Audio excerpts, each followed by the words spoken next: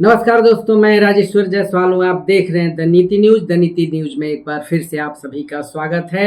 बंगाल चुनाव हो चुके हैं, रिजल्ट आ चुका है, 2-3 दिन हो भी गए और अभी वहाँ जबरदस्त मार कुटाई चल रही है। जो तृणमूल कांग्रेस के लोग हैं जिन्होंने चुनाव में हार हासिल की है, बीजेपी वाले या उनके समर्थक या जो काफ़ी दिनों से उनसे परेशान थे कथित रूप से या तथाकथित रूप से, वो लोग उनकी पिटाई कर रहे हैं। कई लोगों की दुकानें उजाड़ी जा रही हैं, जो भी हो रहा है। लेकिन ये कहा जा रहा है कि इस बात से किसी को विरोध नहीं है, क्योंकि ये बंगाल में, पश्चिम बंगाल में ऐसा होता आया है। ठीक है, कम्युनिस्ट भी थे तो वो भी ऐसा ही करते थे। उसके बाद जब उनसे सत्ता हासिल की या छीन लिया तृणमूल कांग्रेस ने, तो वो लोग भी जबरदस्त कुटाई करते थे दूसरों की। और 2021 में मुझे भी कुछ लोगों ने बताया है कि जब तृणमूल कांग्रेस दोबारा सत्ता में वापसी की थी तो बीजेपी वालों की जबरदस्त धुनाई की थी। और अब उसी का रिपरकशन है, प्रतिफल है। और किसी को किसी पर दया नहीं आ रही है। सब लोग यही कह रहे हैं कि ऐसा होना चाहिए। वैसे ये ठीक नहीं है। ठीक है, बदले की भावना और हिंसा ये होना जो है, ये बिल्कुल ही ठीक नहीं है बंगाल के लिए। लेकिन सबसे बड़ी बात ये है, जनता को ये लग रहा है कि नहीं, पश्चिम बंगाल में दीदी तो हार ही नहीं सकती है। सब लोग ये बता रहे हैं, सब लोग नहीं बता रहे हैं, लेकिन कुछ लोग जो हैं, जो मेस्मराइज्ड थे, सम्मोहित थे, खास करके जो मीडिया है, दिल्ली मीडिया है, कौन मीडिया, यूट्यूब वाली जो मीडिया है, जो पहले बड़े बड़े चैनलों में थे, संपादक थे, उप संपादक थे, बहुत बड़े बड़े पदों पर थे, और वो लोग अब अलग हो चुके हैं, अपना चैनल चलाते हैं और उनकी ग्रोथ भी काफ़ी अच्छी है और चैनलों का जो व्यूज है और रिच है वो भी काफ़ी है। और उसमें एक बड़ा समूह है जो एक तरह से विपक्ष की राजनीति को खुद संभालता है, उसे आगे बढ़ाता है। उन लोगों ने ये एक तरह से प्रसारित किया था और बताया था कि नहीं, बीजेपी जो है वहाँ पे चुनाव जीत ही नहीं सकती है, ज़्यादा से ज़्यादा 70-80 सीटें आ सकती हैं, 90 सीटें आ सकती हैं।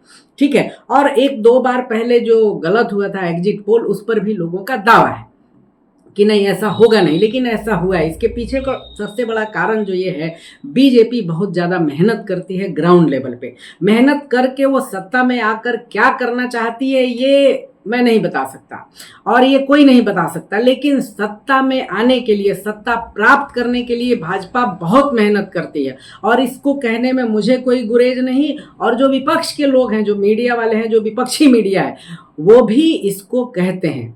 इतना मेहनत कांग्रेसी भी नहीं करते, इतना मेहनत बिहार में राजद वाले नहीं करते, सपा वाले नहीं करते उत्तर प्रदेश में, और तृणमूल कांग्रेस वाले भी नहीं करते हैं। एक तरह से लोकल गुंडाई जो है इन सभी पार्टियों में जो होती थी या दिखाया जाता था या जो था, ठीक, क्योंकि जनता ऐसे ही बीजेपी को वोट नहीं देती है। और व्यक्तिगत रूप से मैंने कई बार अपने फेसबुक अकाउंट पर लिखा है, वॉल पे लिखा है और यूट्यूब में भी बताया है कि नहीं, ईवीएम का रोल तो नहीं है।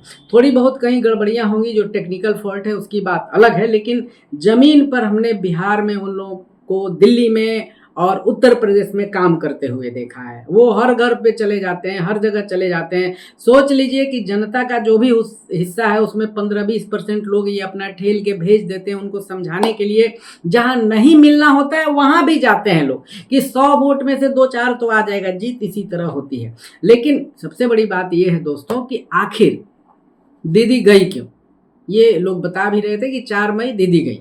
ठीक, कुछ लोग ये भी बता रहे थे कि 4 मई भाजपा गई, लेकिन भाजपा नहीं गई, भाजपा तो रह गई, दीदी गई।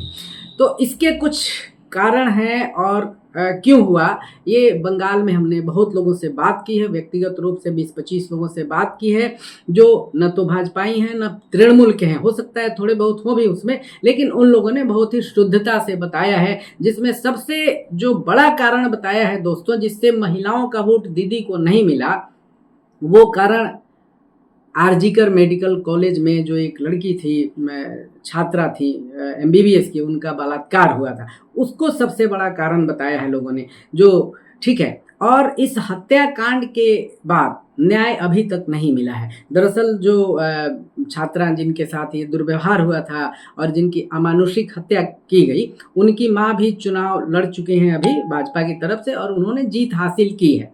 ठीक, एक ये बात है। और लोगों ने ममता बनर्जी से भी ये विश्वास नहीं किया था कि Mamata Banerjee being a lady, एक महिला होकर लीपापोती में लग जाएगी और वो इस पर काम नहीं करेंगी, न्याय नहीं दिलवाएंगी। बहुत लीपापोती हुई थी और काफ़ी जो केंद्रीय एजेंसियां थी उनके साथ भी कुछ दुर्व्यवहार वगैरह हुआ था। तो ये एक बहुत बड़ा कारण बन के आया हुआ था।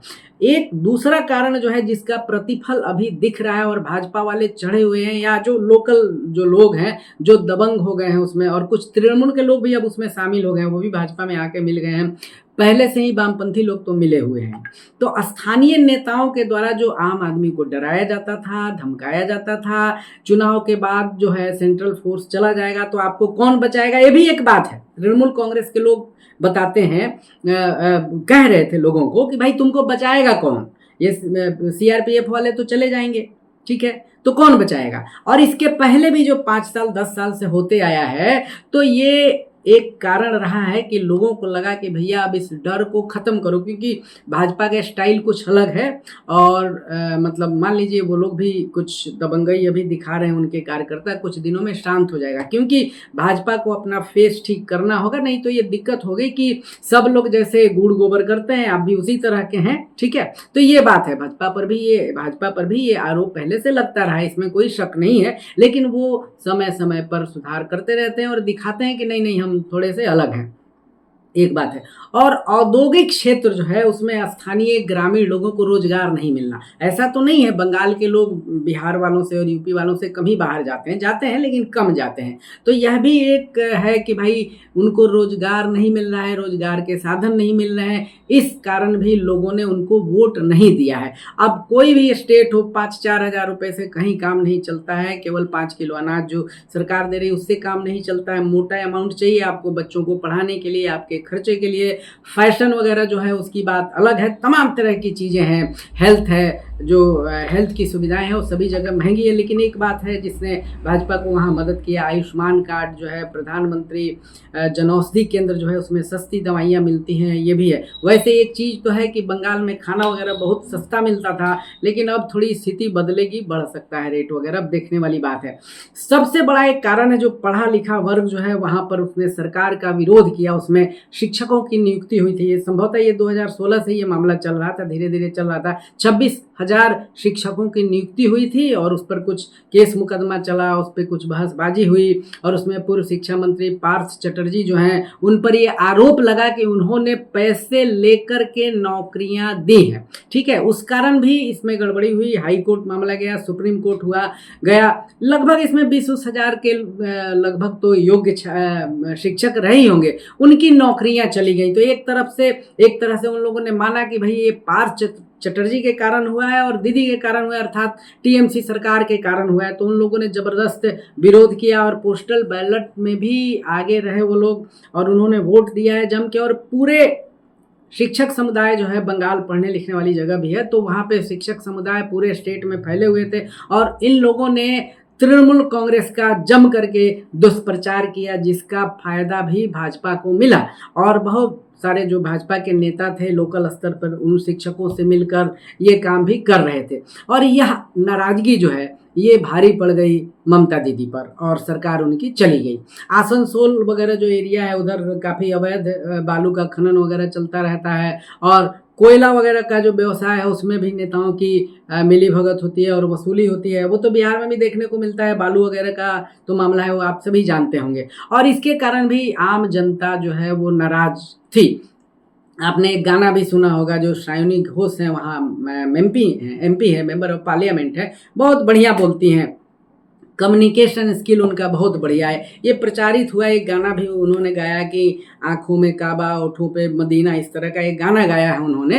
हो सकता है कहीं जाकर वो देवी दुर्गा और माता काली के लिए भी उन्होंने गाना गाया हो, लेकिन उसे दिखाया नहीं गया है, ये हो सकता है। लेकिन आपको दिखाना चाहिए था, तृणमूल वालों को दिखाना चाहिए था, आप नहीं दिखाए तो उनकी गलती है। भाजपा ने आपकी कमी गिना दी तो उसकी अच्छाई मानी जाएगी, क्योंकि ये युद्ध नहीं है, ये आप कह सकते हैं कि भाई इसमें इसी तरह का थोड़ा प्रपंच तो चलता ही है। तो उन लोगों ने कर लिया, आपने नहीं किया तो आपकी गलती है। लेकिन एक बात माननी पड़ेगी कि जो तुष्टीकरण की नीति है वो टीएमसी ने वहाँ पर खूब दिखाई थी, चली थी, मुस्लिम अपीजमेंट काफ़ी हुआ था और लोगों को लग रहा था कि ज़्यादा से ज़्यादा टीएमसी उनके तरफ है, उनके लिए काम कर रहा है। तो इस तरह वोटों का कंसोलिडेशन जो है और एक तरफा हो गया एक तरह से बीजेपी के लिए, और सीटें उनको बहुत बढ़िया आई, 207 सीटें आई हैं, वो कम नहीं होता है, बहुत ज़्यादा है। और पहली बार में मतलब मेजोरिटी से सरकार बनी और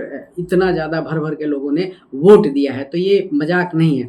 तो ये एक यह भी कारण है और ये आरोप बार बार लगता रहा है। अच्छा, विपक्ष की जो भी राजनीति है इसमें देखा जा रहा है कि वो जनता परस्त थोड़े से कम दिखते हैं, ठीक है, जनता परस्त कम दिखते हैं कि सबके लिए बराबरी बताएं। ऐसे भाजपा भी इस तरह नहीं है, लेकिन कम से कम वो ज़्यादा लोगों के साथ दिख रही है और कई बार वो मुस्लिमों के लिए भी बोल रहे हैं। तो इसका आरोप भी लगा और चस्पा हो गया और बहुत लोग जो है खुल के बोल नहीं पाते, बर्दाश्त करते हैं, लेकिन वो जानते हैं कि समय आएगा तब हम लोग ये निगार निकाल लेंगे और चुप रहते हैं, बर्दाश्त करते हैं और ये धीरे धीरे वो पकता रहता है और घड़ा भरता रहता है। अचानक से चुनाव में वो फूट पड़ा और भाजपा जो है जीत गई। लोगों को लगा, खास करके जो बहुसंख्यक वोटर्स हैं उनको लगा कि भाई मुस्लिम नेताओं द्वारा धमकी भी दी जा रही है और अत्याचार का विमर्श जो है वो भाजपा द्वारा बनाया गया और वो काम कर गया।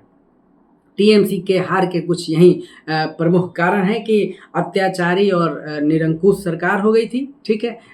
स्थानीय स्तर पर भी यही सारी चीज़ें चल रही थी कि उनकी निरंकुशता, खास करके जो छुटभइये नेता होते हैं ना दोस्तों, वो सभी बड़े नेताओं का और सरकारों का बेड़ा गर्क कर देते हैं। सरकारें जो है एक तरह से नशे में रहती हैं कि हमारा कौन क्या करेगा, मैं कुछ दे दूंगा और हो जाएगा। लोगों को भी आदत पड़ जाती है, आप कुछ देते रहिए, उनको लगता है ये हमारा अधिकार है। खाने की आदत तो सबको पड़ जाती है और एक बार पड़ जाती है तो उससे ज़्यादा चाहिए, जो ज़्यादा देगा उनके साथ लोग चले जाएंगे। ऊपर से रोजगार का कोई वादा नहीं था, केवल धोखाधड़ी थी, ठीक है। ये सब मिले जुले कारण हैं जिसके कारण ऐसा हुआ है।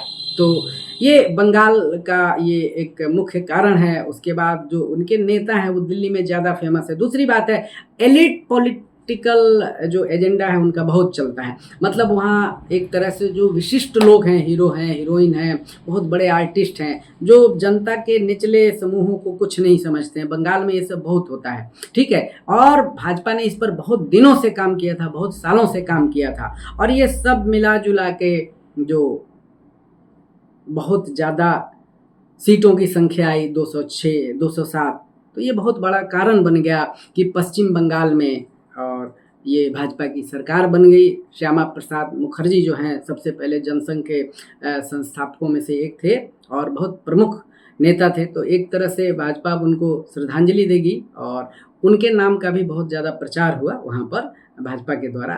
तो ये सारे मिले जुले कारण रहे जिसके कारण भाजपा सरकार में आई और इन्हीं सब कारणों के उलट जो तृणमूल करती थी उसके कारण 4 मई और दीदी गई।